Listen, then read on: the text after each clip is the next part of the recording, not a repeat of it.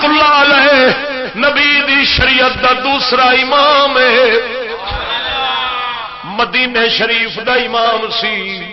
آپ رستے وچ جا رہے ہیں، کسے شخص نے ٹردیا آپ تو نبی پاک دی حدیث پوچھی ہے. حضرت امام مالک کوڑا چکیا 5-7 کنڈ چ مارے نے. فرمایا بے شرم بے ادبا، حضور دا فرمان رستے وچ ٹردیا پوچھنا ہے، تینوں ادب بھی نہیں.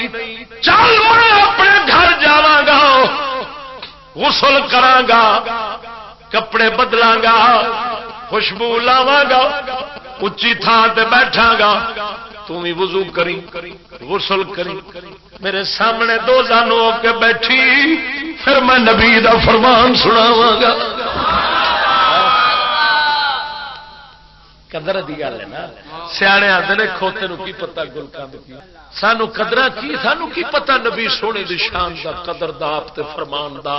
قسم خدا دی آپ بیٹھے نے، امام مالک تقریر فرما رہے نے، تقریر حدیث پڑھا رہے نے، آپ دے چہرے مبارک دی رنگت بدلنی شروع ہو گئی. شاگرداں پوچھیا بعد حضور خیر دے سی، چہرے مبارک دا رنگ بدلدا سی.